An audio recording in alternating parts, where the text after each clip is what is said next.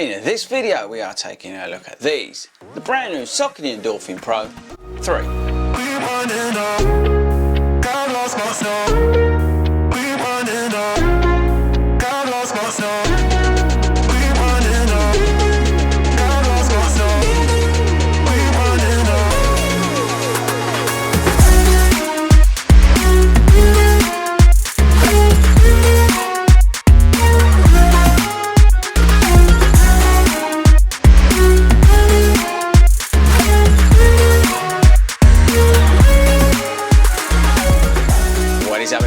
Welcome to Saucony HQ here in Hertfordshire. Now tell me, did you bag a pair of the new Pros, or did you go like most of the guys in Hertford at Broxpool and 40 Runs Running Club and grab the Pro 2 on cheap? Let me know in the comments, did you get some Saucony shoes on the cheap recently? Right, so okay, where do we start? Well, if I'm open and honest, as I always am on this channel, the Saucony Pro 3 had me a little bit confused.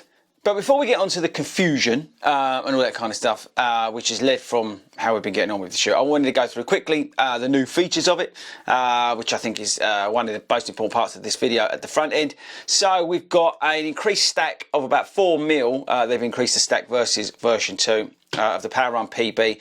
They've moved it up about 4 mil, so it's about 39.5 now. So it's just under being illegal.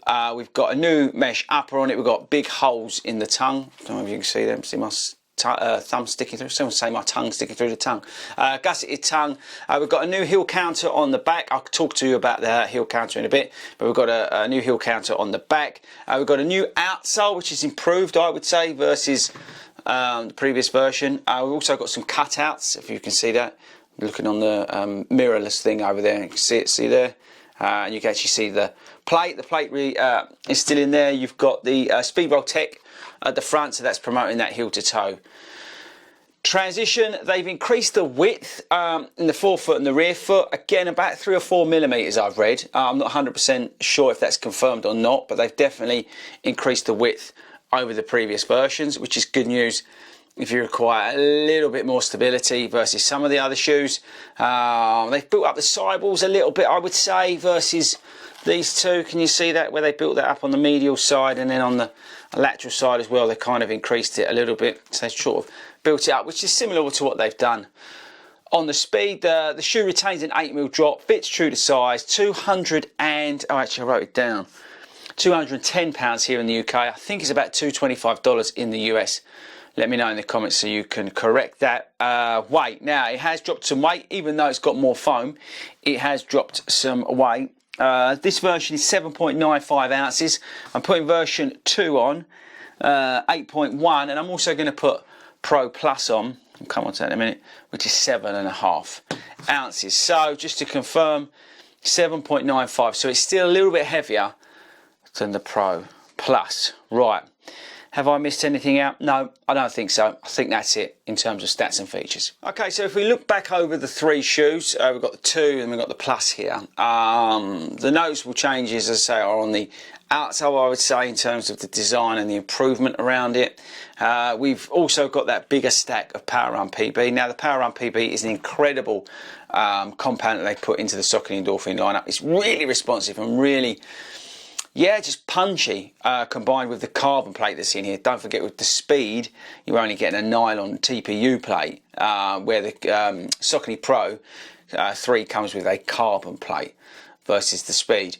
They've tried to, I'm trying to think of my words wisely here. This is why I keep going on, because they've tried to, I think, put this back into the arena of the super shoe arena. Yeah, the sort of the big boys on the block. So I think if you're Meta Speed Sky Plus, Alpha Fly is probably a stretch, because they do have another shoe coming out on top of this, apparently, if you believe everything on Instagram. Obviously, of course, we all do.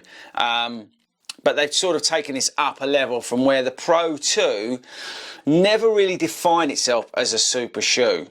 So they've tried to really step it up with this shoe and make it more a race focused marathon, half marathon is probably a bit strong, but yeah, more race focused shoe versus this. Now, if you're new to the channel, I absolutely loved the Pro 2 and the Pro Plus. This, for me, was my go-to half marathon shoe. When they stripped back this shoe and they created the Plus with a new upper, and they just took out some of the weight of this shoe onto here, it was just, it was effortless. It really was. I've been wearing this at most of my half marathons. If you follow along to the channel, I really, really, really love this shoe, the Pro Plus. But the Pro 2 is a shoe that I recommended to a lot of my runners who are after sort of some mild stability, because it was that little bit firmer, the compound than the, well, I've got the Speed 3, but the Speed 2. And it was just that the carbon plate offered that rigidity versus the Speed. The Pro was the sort of go-to training and racing shoe for those longer runs, like marathon training that I was sending people to.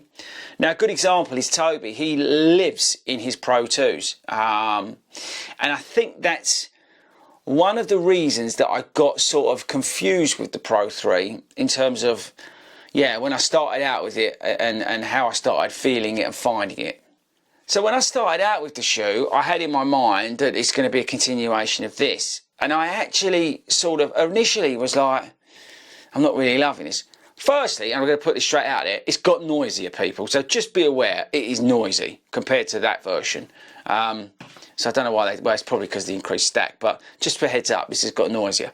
But yeah, I kind of was treating it like the Pro 2, so I was doing a lot of different work in it, because I used the Pro 2 for like quite a lot of different stuff that's probably wasn't initially designed for, but I found a niche for it within my rotation. I was able to do a lot of goal pace work, a lot of easy to goal pace work, and then sort of those longer runs, and yeah, just those sort of mainstay marathon training sessions that you need to get into your plan. I was using the Pro 2. And I've been starting to use the Pro 3 for some of those, and I was like, this is not really working out, I'm not really feeling it. And then, light bulb moment, I was out doing a 6-mile goal run in it. And all of a sudden I thought to myself, I'm looking at this shoe totally wrong. Because what they've done is they've cranked up the stack, they've stuck in, you know, a hell of a lot of PWRRUNPB, they've upgraded the upper, they've made it lighter, and they've tweaked it to become more of a racing shoe. This is not a training shoe, where the Pro 2 you could kind of get away with it. This is a race day shoe, people. And immediately as soon as I started thinking about this as a race day shoe, it just clicked.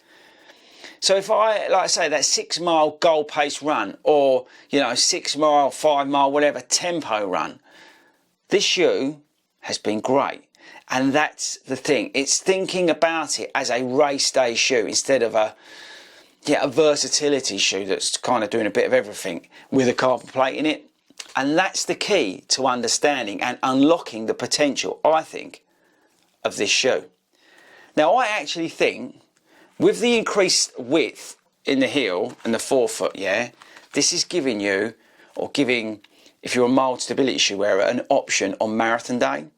This could be the shoe that takes you through that marathon distance, because potentially the Alphafly is too unstable, or the Vaporfly is too unstable, or something else is a little bit too unstable. I think here you could have an option for marathon day. I also think, stability shoe wearers out there, potentially this could be something for you on the half marathon distance. Now, I'm not saying in any shape or form this is a stability shoe, people. Let's just get that absolutely clear. This is, I wouldn't say it's a super shoe like the Alphafly, but we've gone up in a league, right? But what I'm saying to you is there's elements of this shoe which they've improved, say, the slight width in the heel, with the carbon plate and the overall feeling of, you know, building up the walls a little bit, that it's just trying to promote a little bit of natural movement. And I just think, you know, for stability shoe wearers or mild stability shoe wearers who don't have an option on race day, this could be it. This genuinely could be it. I'd be very interested to know from you guys, and this is really important and a genuine point. If you've got this shoe and you're a mild pronator, love it. So, can you let me know? Can you email in or put in the comments?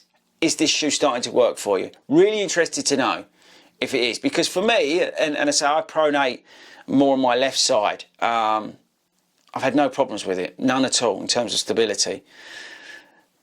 but also, yeah, when I've got into that right mindset of thinking about this shoe correctly as a race day shoe, it's just, yeah, honestly, it was like a light bulb moment.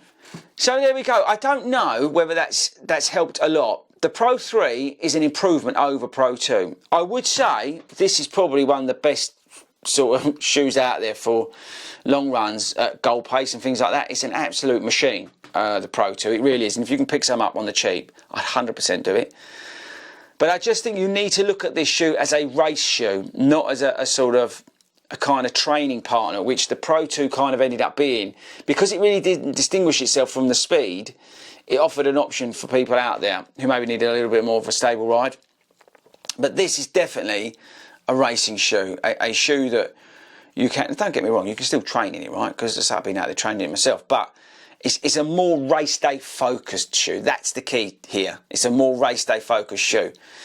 And I think actually this could give a lot of people an option for that autumn marathon or that autumn half marathon coming up later on in the year. So yeah, I say, it confused me at the start, people, but then when I actually started looking at it the right way, I've really kind of, yeah, grown to love it.